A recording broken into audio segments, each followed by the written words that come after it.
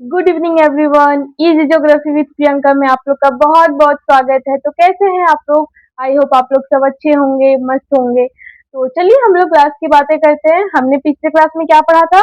हमने पढ़ा था उत्तरी अमेरिका के बारे में, ठीक है, जो कि क्लास पार्ट टू था। वो उत्तरी अमेरिका का पार्ट टू था। आज हम लोग पार्ट थर्ड पढ़ेंगे। ये टॉपिक बहुत बड़ा है। उत्तरी अमेरिका जो है वह बहुत बड़ा टॉपिक है, विषय है, इसलिए हम लोग को थोड़ा टाइम लग रहा है। हम थोड़ा समझ के इसे पढ़ेंगे, है ना? तो हम लोग क्या पढ़ रहे थे? हम लोग पढ़ रहे थे उत्तरी अमेरिका के बारे में, ठीक है। उत्तरी अमेरिका,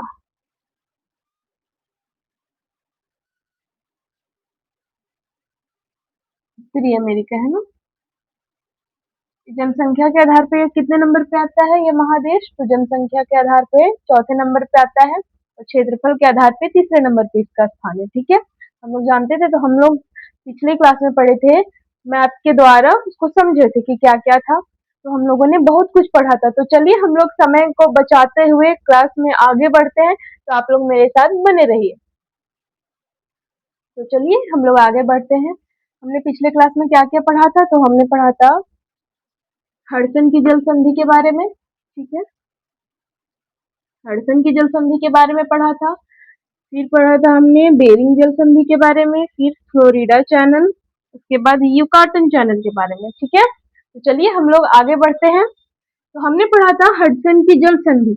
इससे पहले हम लोग जान लेते हैं कि हडसन की एक खाड़ी है, जो कि दुनिया की सबसे बड़ी खाड़ी है, ठीक है। तो अब हम लोग हडसन की जल संधि देखते हैं। हडसन की जल संधि जो है वह हडसन की खाड़ी को और लेब्राडोर सागर को क्या करती है? जोड़ती है। क्या करती है? हडसन की खाड़ी और लेब्राडोर सागर को जोड़ती है। तो कौन जोड़ती है? तो हडसन की जल संधि, ओके। अब हम लोग आगे देखते हैं।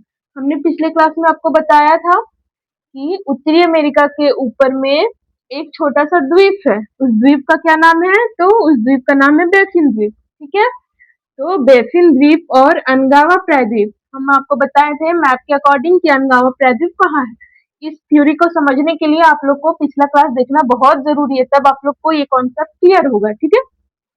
तो हम लोग देखते हैं हडसन की जो जल संधि है वह बेफिन द्वीप और अनगावा प्रायद्वीप को अलग करती है, ठीक है। इसे करती है तो बेफिन द्वीप और अनगावा प्रायद्वीप को अलग करती है। तो कौन? हडसन की जल संधि। अब हम लोग आगे देखते हैं बेरिंग जल संधि। बेरिंग जल संधि क्या है, कहाँ है, हम सब आपको पिछले क्लास में बताए थे। तो चलिए हम लोग देखते हैं। बेरिंग जल संधि जो है वह चुक्की सागर और बेरिंग सागर को जोड़ती है ना। अब चुक्की सागर किधर है? तो चुक्की सागर ऊपर की ओर है और बेरिंग सागर नीचे है। चुक्की सागर जो है वह हमारा आर्कटिक महासागर का एक छोटा सा सागर है ना।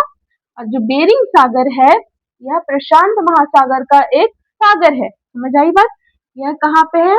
चुप्पी सागर आर्कटिक महासागर में है और बेरिंग सागर कहाँ है? तो प्रशांत महासागर में है। बात क्लियर हुई? तो इन दोनों को बेरिंग जल संधि जोड़ती है ना। अब अलग किसे करती है तो हम लोग देख लेते हैं। रूस देश, हम लोग सब जानते हैं कि रूस दुनिया का सबसे बड़ा देश है। तो रूस जो देश है वहां पे एक जगह है साइबेरिया। तो साइबेरिया और अलास्का, अलास्का कहाँ है? तो अलास्का अमेरिका में है ना। तो साइबेरिया और अलास्का को अलग करती है। कौन अलग करती है? तो बेरिंग जल संधि। साइबेरिया, रूस के साइबेरिया को और अमेरिका के अलास्का को बेरिंग जल संधि अलग करती है, ठीक है। यहाँ तक बात समझ आई? अब हम लोग आगे देखते हैं। अब हम लोग आगे देखते हैं फ्लोरिडा के बारे में देखते हैं। कल हम आपको फ्लोरिडा के बारे में बताए थे पिछले क्लास में, है ना। तो हम लोग देख लेते हैं फ्लोरिडा चैनल। मैक्सिको की खाड़ी और अटलांटिक महासागर को जोड़ती है। कौन जोड़ती है? तो फ्लोरिडा चैनल जोड़ता है, ठीक है। हम आपको बताए थे पिछले क्लास में कि चैनल और जल संधि में क्या अंतर है। चैनल पानी का थोड़ा पतला रास्ता, सॉरी, जल संधि पानी का थोड़ा पतला रास्ता होता है और उसी का बढ़ा हुआ रास्ता, मतलब उससे चौड़ा रास्ता को हम लोग क्या कहेंगे? तो चैनल कहते हैं। तो चैनल जल संधि से बड़ा होता है ना। तो हम लोग देखते हैं फ्लोरिडा चैनल। यह मैक्सिको की खाड़ी और अटलांटिक महासागर को जोड़ती है ना। क्योंकि अटलांटिक महासागर दुनिया का सबसे बड़ा महासागर है और पहला है प्रशांत महासागर। अब हम लोग देखते हैं, हम लोग नासा के बारे में तो सब लोग जानते हैं कि नासा क्या है। तो एक स्पेस सेंटर का ये है, हम लोग स्पेस जाते हैं, जो वैज्ञानिक लोग जाते हैं तो वहीं से जाते हैं, एक संस्था टाइप में है, जैसे कि हमारे भारत में इसरो है, वैसे ही अमेरिका के लोग नासा बनाए, तो नासा अपने अधिकांश रॉकेट यहीं से लॉन्च करता है। कहाँ से लॉन्च करता है? तो फ्लोरिडा, फ्लोरिडा एक जगह है, ठीक है, उसी के बगल में फ्लोरिडा चैनल है, तो फ्लोरिडा से ही ज्यादातर रॉकेट लॉन्च होते हैं। अमेरिका में स्पेस सेंटर लगभग 10 हैं, जिसमें से एक फ्लोरिडा भी है। ठीक है, बात समझ आई? अब चलिए हम लोग आगे देखते हैं। हम लोग देखते हैं you cartoon channel. You cartoon channel के बारे में हम आपको पिछले क्लास में ही बताए थे। अब हम लोग देखते हैं यू कार्टून चैनल किसको किसको अलग करता है और किसको किसको जोड़ता है ना? तो चलिए देखते हैं। यू कार्टून चैनल मैक्सिको की खाड़ी और कैरेबियन सागर को जोड़ता है। मैक्सिको की खाड़ी और कैरेबियन सागर को जोड़ता है ना? और युकाटन प्रायद्वीप जो कि मैक्सिको में ही है, युकाटन प्रायद्वीप। युकाटन प्रायद्वीप इसलिए कहा गया है क्योंकि युकाटन का जो शेप है वो प्रायद्वीप का शेप है ना, इसलिए तो युकाटन प्रायद्वीप और क्यूबा से अलग करता है। क्यूबा क्या है? तो क्यूबा एक देश है ना, क्यूबा एक देश है जो कि कैरेबियन सागर में पाया जाता है। कैरेबियन सागर का एक द्वीप है, एक देश है, ठीक है। तो युकाटन चैनल किसको किसको अलग करता है? तो युकाटन चैनल युकाटन प्रायद्वीप और क्यूबा को अलग करता है एक दूसरे से, ठीक है। यहाँ तक बात क्लियर हुआ? अब चलिए हम लोग इसको थोड़ा मिटाते हैं और आगे बढ़ते हैं, है ना। तो मेरे साथ क्लास में बने रहिए, और आप लोगों को क्लास कैसा लगता है प्लीज कमेंट में जरूर बताइए, ताकि मेरा और मनोबल बढ़े, हम आप लोग के लिए और अच्छे से कंटेंट ले आए, ताकि आप लोग को समझ में आए, कोई दिक्कत ना हो। तो प्लीज आप लोग कमेंट करके जरूर बताइएगा, है ना। अब चलिए हम लोग आगे बढ़ते हैं। अभी हम कैरेबियन सागर के बारे में बताएं आपको, है ना। ये युकाटन प्रायद्वीप, ये युकाटन चैनल किसको किसको जोड़ता है? तो मैक्सिको की खाड़ी और कैरेबियन सागर। तो चलिए हम लोग कैरेबियन सागर के बारे में थोड़ा जान लेते हैं। कैरेबियन सागर क्या है?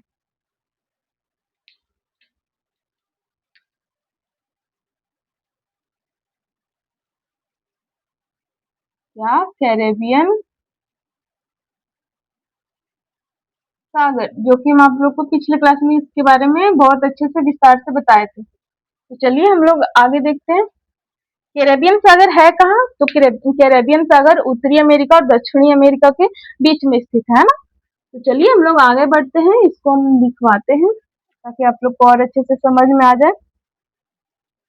तो कैरेबियन सागर कहाँ पे है? तो यह स्थित कहाँ है पहले ये देखते हैं। तो कैरेबियन सागर मैक्सिको की खाड़ी के दक्षिण में स्थित है। आप लोग पिछले क्लास में देखिए मैप के द्वारा हम समझाए हैं, इसलिए यहाँ पे मैप बना के हम नहीं समझा रहे हैं आप लोग को। कैरेबियन सागर मैक्सिको की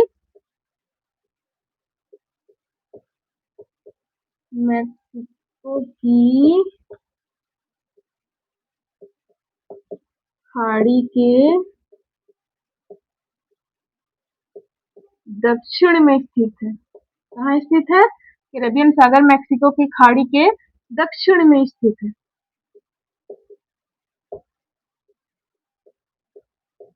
यहाँ तक बात क्लियर हुआ? अब चलिए हम लोग इसके बारे में और जानते हैं। जो कैरेबियन सागर है वहां पर लगभग बहुत सारे कई हजार में वहां पे द्वीप पाए जाते हैं, जो कि सब द्वीप का समूह को हम लोग क्या कहते हैं? तो उस सारे द्वीपों के समूह को हम लोग न्यूजीलैंड कहते हैं, है ना। हम लोग पिछले क्लास में पढ़े थे कि न्यूजीलैंड कोई देश नहीं है, यह कई द्वीप का आइलैंड का समूह है ना। तो चलिए हम लोग आगे देखते हैं। तो इसके अंदर सामूहिक रूप से कैरेबियन सागर के अंदर इसके अंदर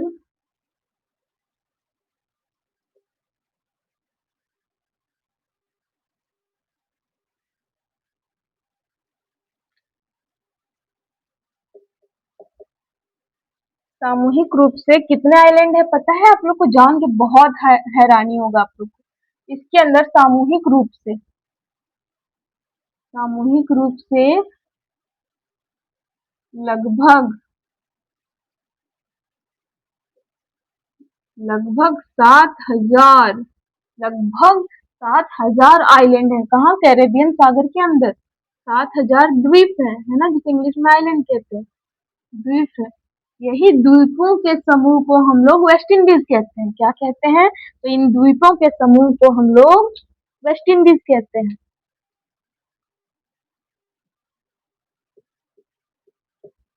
जिन्हें सामूहिक रूप से क्या कहते हैं? तो सामूहिक रूप से हम लोग वेस्ट इंडीज कहते हैं, वेस्ट इंडीज, है ना? समझ में आई बात? तो इसी कैरेबियन सागर के अंदर ही जितने भी द्वीप हैं, उसे हम सब समूह के रूप में वेस्ट इंडीज कहते हैं। ये बात क्लियर हुई? तो अब आप लोग को दिक्कत नहीं होगा। कैरेबियन सागर में जितने भी द्वीप हैं, उन सभी द्वीप को कैरेबियन द्वीप भी कहते हैं। ठीक है? अब चलिए हम लोग थोड़ा आगे बढ़ते हैं इस क्लास के। तो हम लोग अब देख लेते हैं। अब मैप के अकॉर्डिंग हम लोग कुछ समझते हैं यहाँ पे, है ना? कुछ कुछ श्रेणी है, पर्वत है, उसके बारे में हम लोग जरा जान लेते हैं। चलिए आगे बढ़ते हैं। इसके लिए आप लोग का समय को बचाते हुए हम वीडियो को भी थोड़ा ये कर रहे हैं, बने रहिए। तो चलिए हम लोग आगे बढ़ते हैं, समझते हैं। तो चलिए फिर से हम लोग मैप का उपयोग कर रहे हैं, ताकि आप लोग को अच्छे से समझ आ जाए। मेरे साथ साथ आप लोग भी मैप बनाइए, चाहे वो उल्टा सीधा जैसा भी हो, बट बनाने का कोशिश कीजिए। बहुत ही मजा आएगा मैप के साथ पढ़ने में। आप लोग को सारा कॉन्सेप्ट क्लियर होगा, है ना? तो चलिए हम लोग देखते हैं ये कौन सा महाद्वीप है। तो यह उत्तरी अमेरिका है ना? तो चलिए हम लोग आगे बढ़ते हैं। हम लोग तो सब जानते हैं कि इधर ऊपर में क्या है, पिछले क्लास में बताए थे। तो ये क्या है? अलास्का, जो कि यूएसए का एक राज्य है। Okay, Alaska. अब हम लोग देखते हैं, यहाँ से एक पर्वत शुरू होता है। उत्तरी अमेरिका का ये मुख्य पर्वत है। यहाँ से क्या होता है? तो यहाँ से एक पर्वत शुरू होता है ना? इस पर्वत का नाम पता है क्या है? पर्वत का नाम है, हम बताते हैं आप लोग को। हाँ, तो इस पर्वत का नाम है रॉकीज पर्वत। क्या है? तो रॉकीज पर्वत, नाम तो सुने होंगे आप लोग सब। हाँ, तो यह रॉकीज पर्वत है। यह उत्तरी अमेरिका का एक मुख्य पर्वत है। इसकी लंबाई पता है कितनी है? तो 4,800 किलोमीटर है इसकी लंबाई। पता है? 4,800 किलोमीटर। लग रहा है इतना लंबा पर्वत है ये। तो चलिए हम लोग जरा देखते हैं। तो ये हो गया हमारा अलास्का, जो कि ऊपर में कौन सा श्रेणी है? ब्रुक श्रेणी है।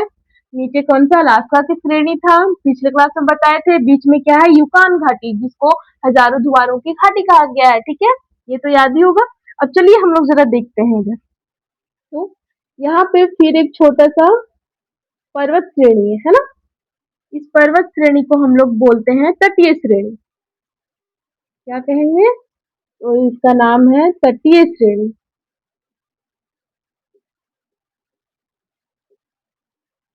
आप लोग को ये नजर आ रहा है? तो इसका नाम है तटीय श्रेणी।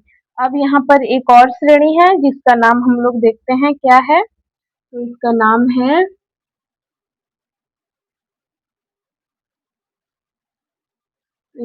है, कैस्केड।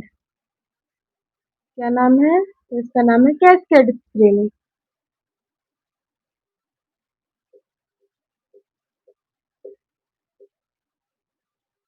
कैस्केड श्रेणी।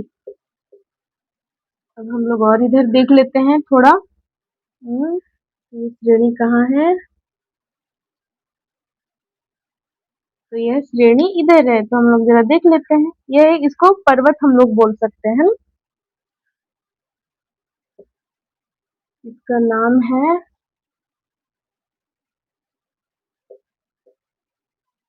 सिएरा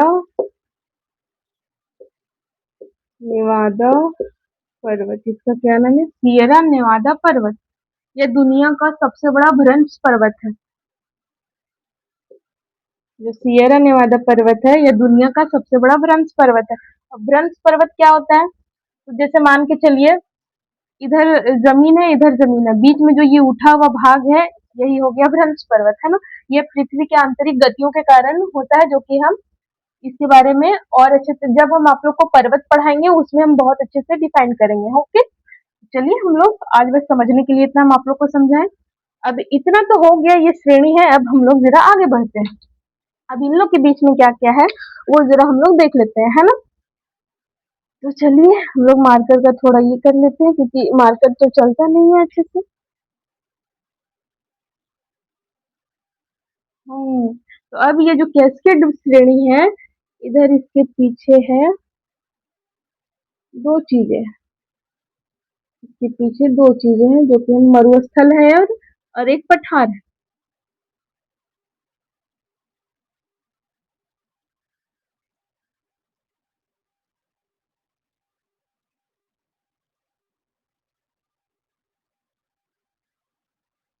ये जो आपको दिख रहा है, यह क्या है? तो यह एक पठार है, जिसका नाम क्या है? तो कोलंबिया पठार। क्या नाम है? कोलंबिया पठार। अब यह एक मरुस्थल है।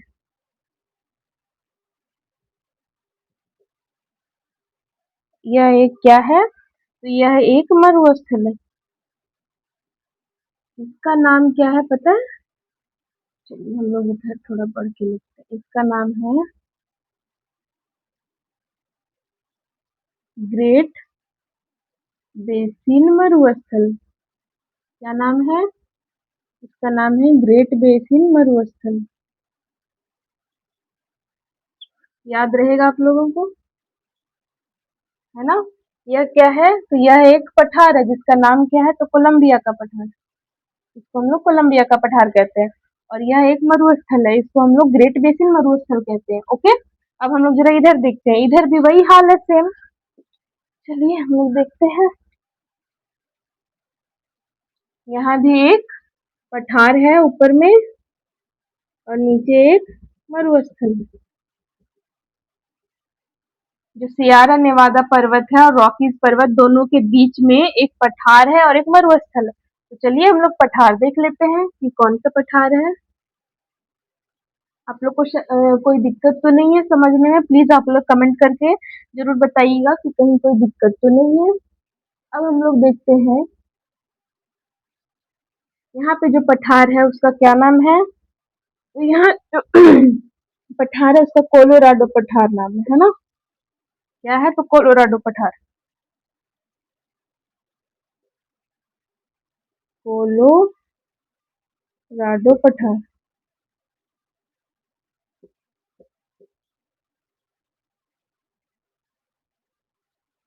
कोलोराडो पठार। और यहाँ जो है, यह एक मरुस्थल है। यह क्या है? तो यह एक मरुस्थल है।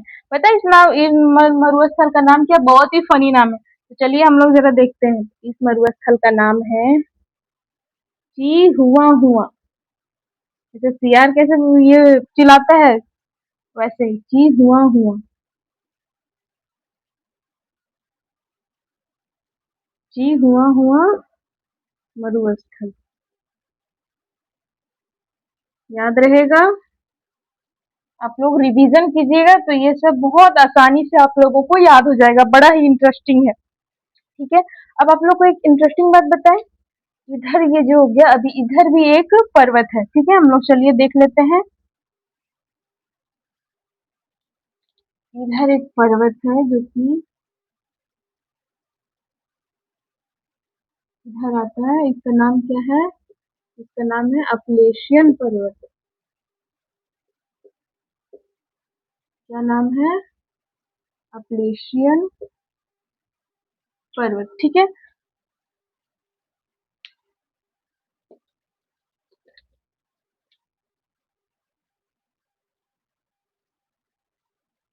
अब आप लोग को पता है ये जितना भी है, यहाँ से यह जितना भी है यहाँ तक, इसको क्या कहते हैं पता है? तो इसको कहते हैं जो यहाँ से लेकर यहाँ तक जो है, इसको हम लोग कहते हैं, इस पूरे को क्या कहते हैं, तो पश्चिमी कॉर्डिलेरा कहते हैं इसको, है ना। क्या कहते हैं, इन सबको पश्चिमी कॉर्डिलेरा कहा जाता है। तो हम यहाँ लिख दे रहे हैं,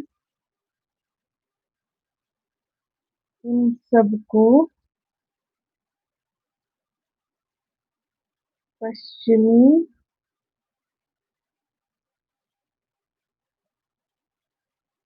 कॉर्डिलेरा,